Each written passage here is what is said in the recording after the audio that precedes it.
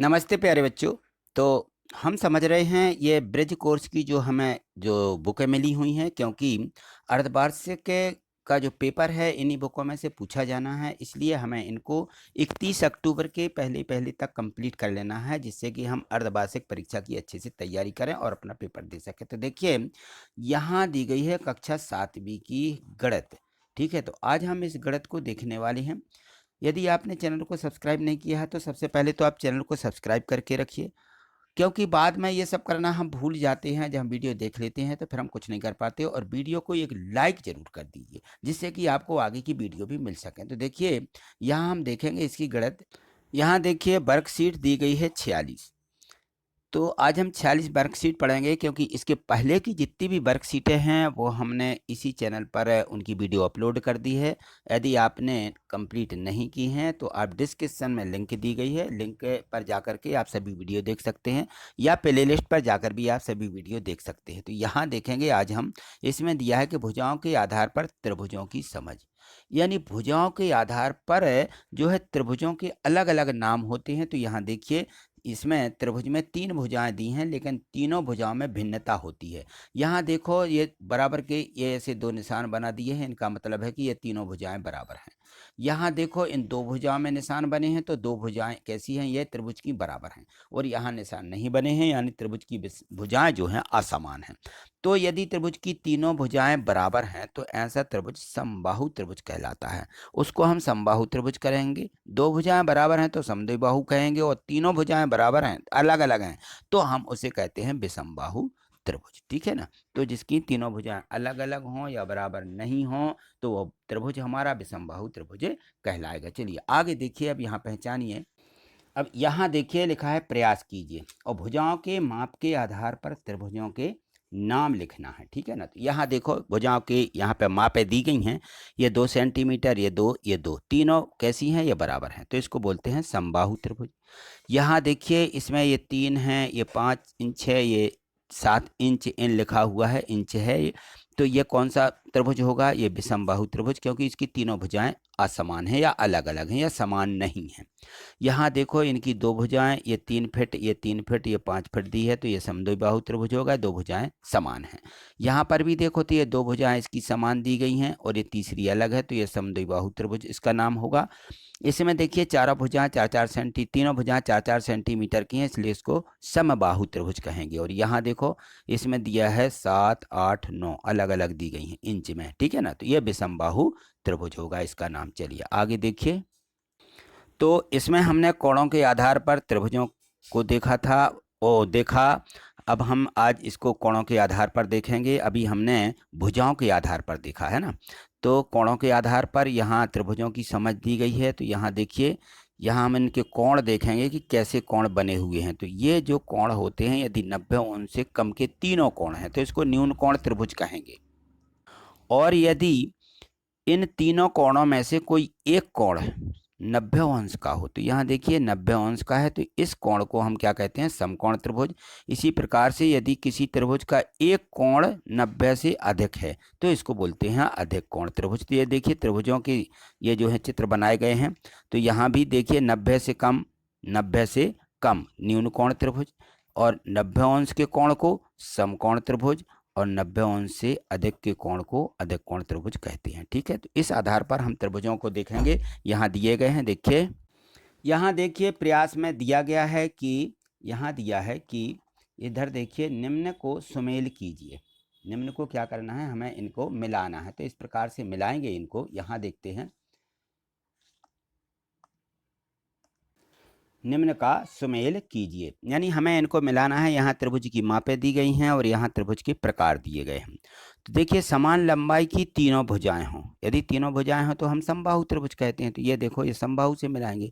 समान लंबाई की 2 तो समद्विबाहु या समकोण कहेंगे।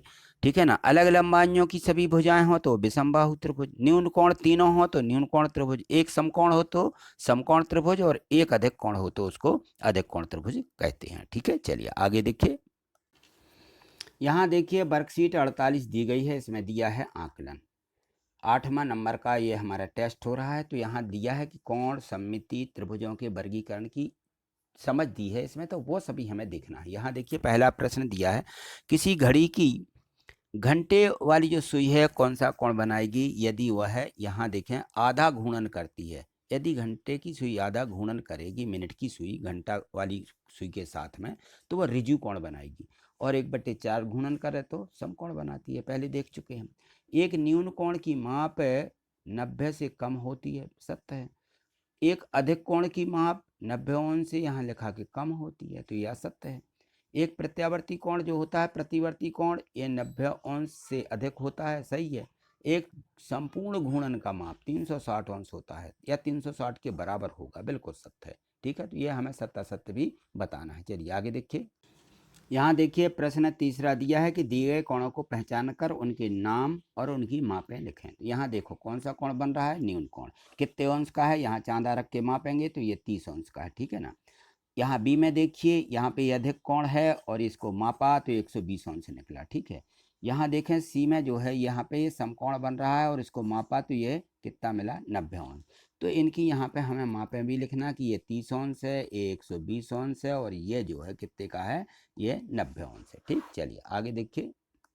अब यहाँ देखिए वर्कशीट जो 49 दी गई है, 49 वर्कशीट में कोणों के आधार पर चतुर्भुज की समझ, अभी हमने त्रिभुज की समझ देखी थी कोणों के और भुजाओं के आधार पर। अब चतुर्भुज है तो चतुर्भुज की समझ किस पर हमें देखना है, ये हमें कोण के आधार पर समझना है कि कोणों के आधार पर जो चतुर्भुज हैं उनके क्या नाम होंगे। देखिए कोणों के आधार पर चतुर्भुज के नाम यहाँ देखें।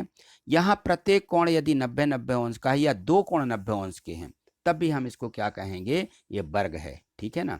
आयत देखिए, यहाँ पे आयत बना हुआ है, इस आयत का जो प्रत्येक कोण है ये भी 90 अंश का होता है। यहाँ देखें समांतर चतुर्भुज है, तो ये समांतर चतुर्भुज जो है इसके आमने सामने के कोण क्या होते हैं, बराबर होते हैं, ठीक है। तो ये जो है इसमें दिया गया है। तो आगे जो हमें कोण मिलेंगे, इन सारी चीज़ों को हमें एक बार अच्छे से पढ़ लेना है और फिर आगे उत्तरों को लिखना। चलिए देखिए, यहाँ देखिए लिखा है प्रयास कीजिए, चतुर्भुज के कोणों के आधार पर इस सारणी को पूरा कीजिए। जो चतुर्भुज दिए गए, यहाँ चतुर्भुजों के नाम दिए हैं, यहाँ उनकी सम्मुख भुजाएं बताना है और सभी भुजाएं बताना है, सम्मुख कोण बताना है और विकर्ण बताना है। तो ये देखिए समांतर चतुर्भुज जो दिया था इन्होंने लिखा सम्मुख भुजाएं तो समांतर होती हैं, बराबर भी होती हैं। सभी भुजाएं बराबर नहीं होती, नहीं लिख दिया। सम्मुख कोण बराबर हैं, हाँ। विकर्ण जो होते हैं इसके बराबर नहीं होते हैं और परस्पर लंब भी नहीं होते हैं, ठीक है। आयत का देखिए, तो आयत में सभी सम्मुख भुजाएं जो हैं समांतर होती हैं, दोनों भुजाएं, और बराबर भी होती हैं, ठीक है ना। सभी भुजाएं बराबर नहीं होती हैं, सम्मुख कोण बराबर होते हैं, और विकर्ण जो हैं, विकर्ण बराबर होते हैं लेकिन लंब नहीं होते, ठीक। और वर्ग में सभी चीज़ें बराबर, और हाँ नहीं, हाँ हाँ होगा इसमें, नहीं कोई चीज़ होती ही नहीं है। चलिए, रिक्त स्थानों की पूर्ति करिए कि आयत का प्रत्येक कोण 90 अंश होता है। आयत के सम्मुख भुजाओं की लंबाइयाँ ये बराबर, वर्ग के विकर्ण एक दूसरे पर लंब होते हैं। समचतुर्भुज की सभी भुजाएं ये बराबर होती हैं। समांतर चतुर्भुज की सम्मुख भुजाएं ये भी बराबर होती हैं, ठीक है। ये हमें लिख देना। चलिए आगे देखिए। यहाँ देखिए 3D आकृतियाँ दी गई हैं, वर्कशीट 50 है। और 3D आकृतियाँ, 3D का मतलब होता है जिनमें 3 विमाएँ होती हैं, ठीक है ना, उन्हें 3D आकृतियाँ कहते हैं। जिनमें लंबाई, चौड़ाई और ऊंचाई होती है, ये 3D आकृतियाँ कहलाती हैं, त्रिविमीय आकृतियाँ कहलाती हैं। तो देखिए यहाँ पे दी गई हैं, इनका आकार दिया गया, नाम दिया गया, और उनके त्रिविमीय का आकार कैसा होता है। गेंद है जैसे, अब गेंद, इसका नाम है गेंद, और यह त्रिविमीय कैसी होती है, गोलाकार होती है।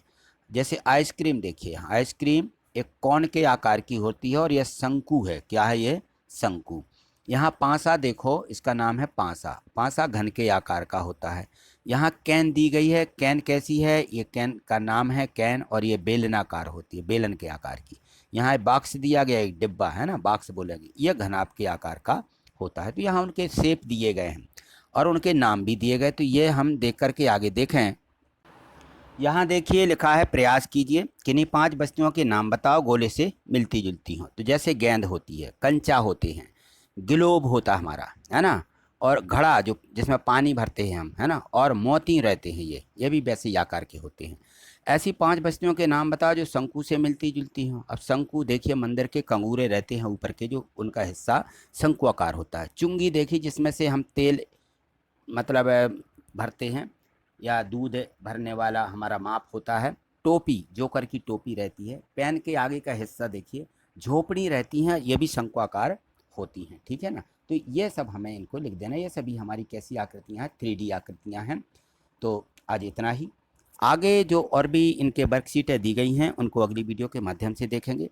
आगे देखने के लिए चैनल को सब्सक्राइब करके रखें और प्रत्येक वीडियो को लाइक कर दें। थैंक यू, धन्यवाद।